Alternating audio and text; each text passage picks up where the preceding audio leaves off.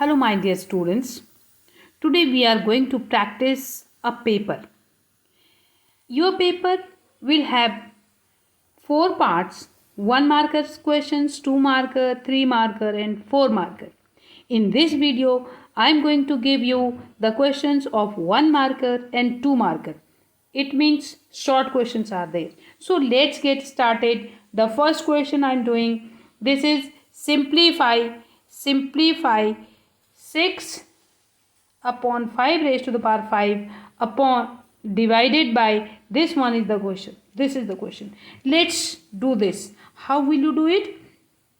See, this is, I can write 6 raised to the power 5 upon this is 5 raised to the power 5 into, reverse कर दीजिए, ये into division है, इसको reverse कर दो, 5 raise to the power 5 upon 3 raise to the power 5. Now I will cancel out it. And what about this 6? 6 is 2 into 3 raised to the power 5 upon 3 raised to the power 5. Now this will become 2 raised to the power 5 into 3 raised to the power 5 upon 3 raised to the power 5. Again this whole will cancel out, 2 raised to the power 5. So what is the answer of this? This is 2 raised to the power 5.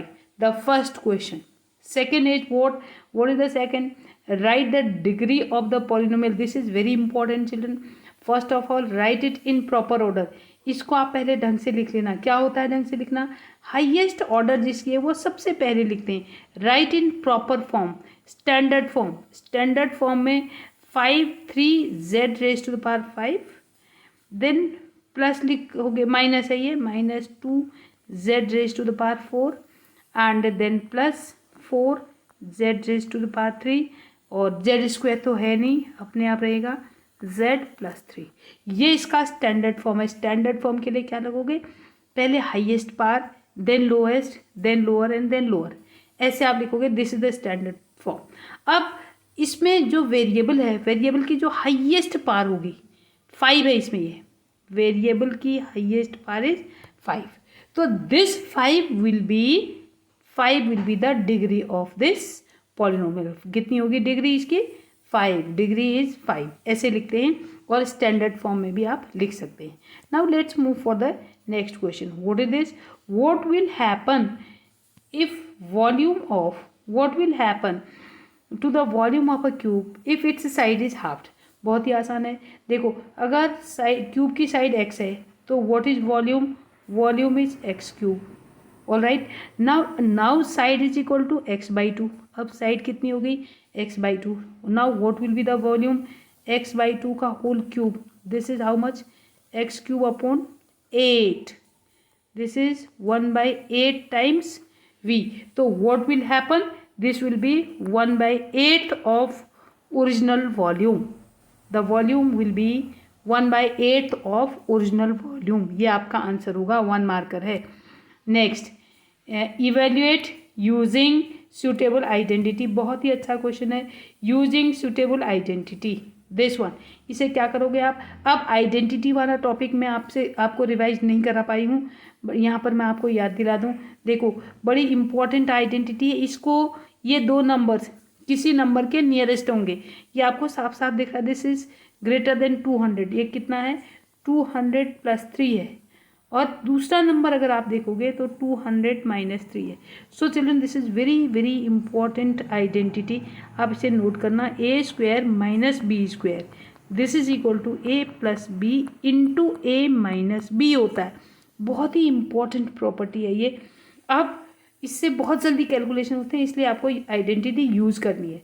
This will become 200 square minus 3 square.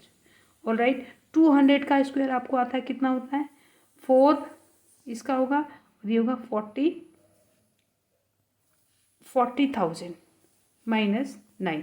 This will be your answer. All right. अब subtract करना आता है आपको? क्या करते हैं, इन सब को लास्ट वाले को 10 में से डिवाइड करते हैं, 10 में से सब्ट्रैक्ट करते हैं. मैं I will tell you in while doing. 9 9 1 2 3 3. This is the answer. अभी later on I will take the class of Vedic maths. Then in that class, that video I'll tell you the subtraction also. Now go for the next question. What is this? What is the probability of getting a red queen from a deck of 52 cards? How many red queens? बहुत ही important है. There are 26. देखो 26 होते हैं black cards, black होते हैं, और 26 होते हैं रेड. ऑल राइट, 26 ब्लैक होते हैं, 26 रेड होते हैं. अब रेड की क्वीन कितनी होती हैं? रेड की क्वीन, इसमें every card, each number, there will be 2 cards of each number. Like 2 ace होंगे, 2 होंगे, 2 के भी 2 कार्ड होंगे, 3 के भी 2 कार्ड होंगे. हर नंबर के 2 कार्ड होंगे, 2 रेड कार्ड होंगे. सो रेड क्वीन कितनी होंगी? क्वीन के कितने होंगे?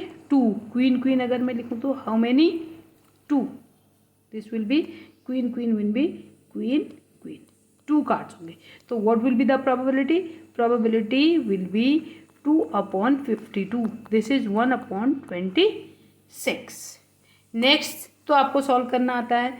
1 मार्कर क्वेश्चन है, सॉल्व लिखा हुआ है, सीधा सा क्वेश्चन है. देखो कोई परेशानी नहीं है. हम क्या करेंगे? -x इज इक्वल टू, आप लिख सकते हैं 17/7 -3/7.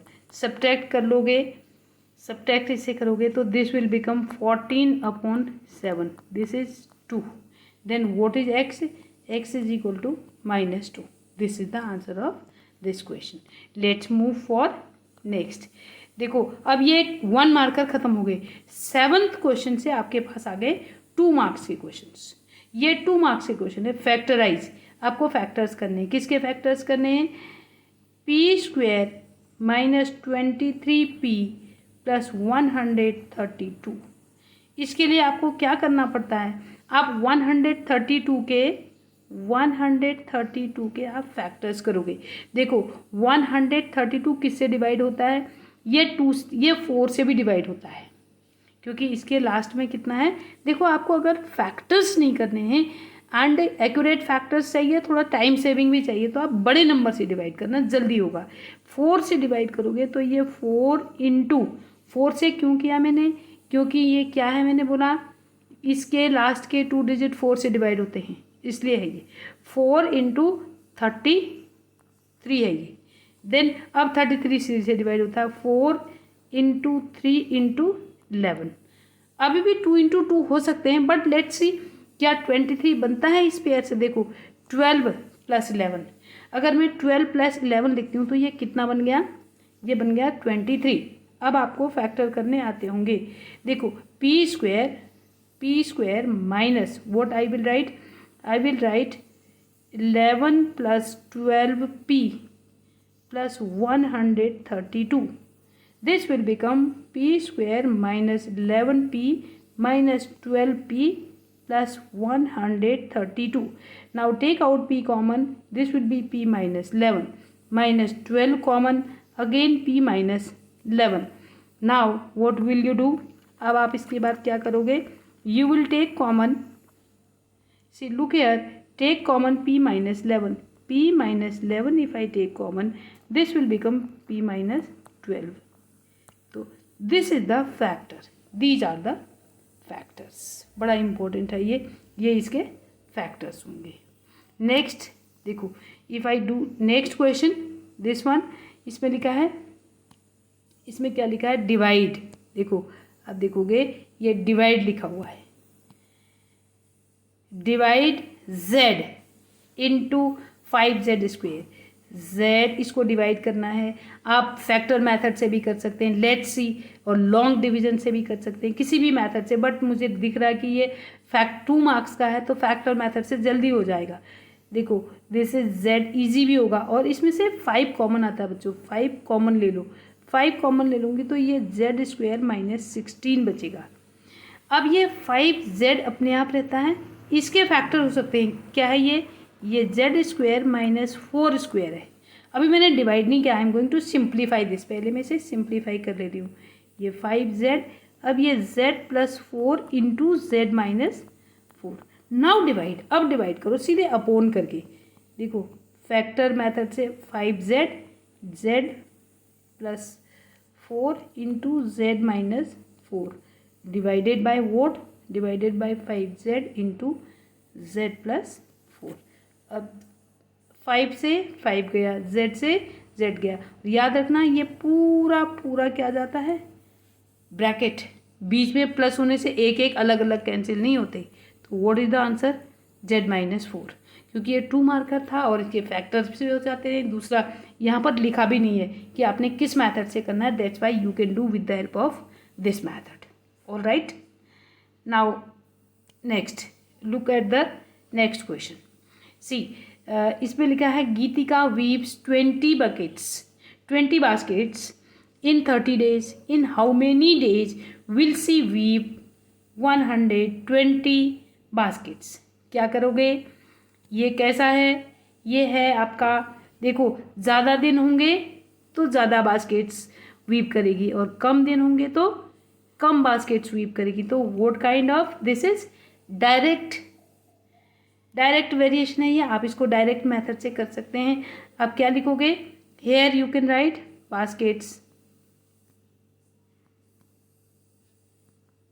और यहाँ आप लिख सकते हैं days, then 20 baskets 30 days, 120 baskets how many days, suppose x days हो गया।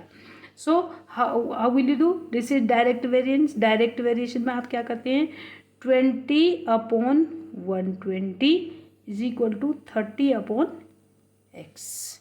All right, so this way you will get. अब आपके पास कितना आ जाएगा, इसे आप क्रॉस मल्टीप्लाई करोगे, 20x is equal to 30 into 120, then x is equal to 30 into 120 upon कितना हो जाएगा 20, ये 0 कैंसिल कर दो, ये कितना, ये 60 टाइम्स वोट 180, तो x कितना हो गया 180। आपका आंसर कितना आएगा 180 डेज। ये डायरेक्ट वेरिएशन में क्या करते हैं, this upon this is equal to this upon this. अगर ये इनडायरेक्ट होता तो यहाँ पर रिवर्स हो जाता। देखो डायरेक्ट क्यों लिया, क्योंकि ज़्यादा बकेट्स अगर वीव करनी होंगी तो ज़्यादा दिन की ज़रूरत है, और कम बकेट्स वीव करनी है तो कम दिन की ज़रूरत होती है, इसलिए ये डायरेक्ट है। देन गो फॉर नेक्स्ट, ये 2 मार्क्स के क्वेश्चन है बच्चों। नेक्स्ट में आ जाते हैं, it is again very good question. देखो ये बहुत अच्छा क्वेश्चन है, ये है the dimensions of a metallic cube, dimensions of a metallic cuboid are what, 100 centimetre इंटू लिखेंगे 80 सेंटीमीटर इंटू 64। इसको थोड़ा सा मैं नीचे कर सकती हूँ, ये है, now you can see this very easily, 100 centimeter by 80 centimeter by 64 centimeter, it is melted and recasted into a cube। पहले इसका आप क्या निकालोगे, volume of metal is equal to how much, 100 into 80 into 64, ठीक है, 100 इंटू, अब इसका क्या बना दिया क्यूब। अगर इसका क्यूब बना दिया तो this will be volume of that cube, this is volume of metal, this is volume of metal. Now this will be the volume of cube, x cube, suppose side of a cube is x, then x cube is equal to 100 into 80 into 64। बड़ी आसानी से इसका आप cube निकाल सकते हैं। ये कितना है 1000 इंटू 8 इंटू 64 को मैंने लिख दिया 8 स्क्वायर, तो ये हो जाएगा 10 cube into 8 cube. Then x कितना आ गया, x will be equal to 10 into 8, 80, x is 80। आपके पास क्या आ गया, आपके पास आ गया क्यूब का वॉल्यूम इज, क्यूब का side of the cube is x is equal to 80, this is side of the cube 80 centimeter, then what is surface area 6x square, this will आप लिखोगे 6 into 80 का square, this will be the answer centimetre square. इससे आप calculate कर सकते हैं बड़ी आसानी से, you will do this. Next question is PQRS is a rhombus, बहुत ही अच्छा क्वेश्चन है। देखो PQRS is a rhombus and if angle PSQ is 55 degree, ये थोड़ा मुझे लिखने में वहाँ पर प्रॉब्लम हो रही थी, that's why I have written this way. So understand करिएगा इसको. मैं यहाँ पर इसको जैसे मैथ्स में लिखा होता है, देखो दिस इज़ अ रोम्बस, ये रोम्बस है. रोम्बस आता है आपको. रोम्बस की सारी साइड्स इक्वल होती है. और एक चीज़ याद रखना, ये जितने भी क्वाड्रिलेटरल्स होते हैं ऐसे रेगुलर क्वाड्रिलेटर है ये, इनके अपोजिट एंगल्स इक्वल होते हैं. ये एंगल इज इक्वल टू इसके होता है. Then P Q R S, पहले तो लेबल करना सीख लेना. पी क्यू आर एस इसने रेगुलर दिया है. जहाँ से भी आप स्टार्ट करते हैं, आप इधर को स्टार्ट करेंगे, यहाँ से पी क्यू आर एस लिख सकते हैं. आपने इधर को स्टार्ट किया यहाँ से, क्योंकि पहले लेबलिंग ही इम्पॉर्टेंट होती है. So understand this labelling. Now this is P Q R S. Angle P S Q कहाँ है? P S Q it means ये मुझे ज्वाइन करना है. P S Q, this is 55 degree, this is 55 degree. Find all other angles. देखो ये 55 degree है, तो और कौन सा 55 डिग्री है? ये रोम्बस है. तो रोम्बस के डायगनल्स परपेंडिकुलर पे बाइसेक्ट भी करते हैं. एक तो ये एंगल 55 हो जाएगा. क्यों होगा? क्योंकि ये साइड और ये साइड पैरेलल है, ये ट्रांसवर्सल है, तो ये 55 हो जाएगा. Now you need more angles. Which angles you need? See look here. ये एंगल और ये भी इक्वल होते हैं, बट ये 90 डिग्री. इसमें बहुत सारी ऐसी चीज़ें होती हैं, आप फाइंड आउट कर सकते हैं. देखो ये 90 डिग्री होता है, ये रोम्बस है, ये 90 में परपेंडिकुलर बाइसेक्ट करते हैं. ये 90 का है, तो what will be this one? ये कितना हो जाएगा? 35 का हो जाएगा. इतना ज़्यादा आपको ज़रूरत नहीं है. सो ये एंगल 55 है, तो ये भी 55, ये 110 हो गया, ये भी 110 हो गया. अब ये 55 था, तो हम किससे निकाल सकते थे? See look here, this is 55, this is 55, तो व्हाट विल बी दिस? ये वाला भी पार्ट करने की ज़रूरत नहीं है. Again I am doing this. मैं इसे फिर से कर सकती हूँ, क्योंकि थोड़ा सा कॉम्प्लिकेटेड मैथड भी ज्योमेट्री में अच्छा नहीं होता है. Look here, simply draw rhombus. ये रोम्बस है. दिस इज, मैंने बोला पी क्यू आर एस, ऐसे लिख दो. अब ये एंगल 55 है, ये 55 है, तो ये भी 55 है.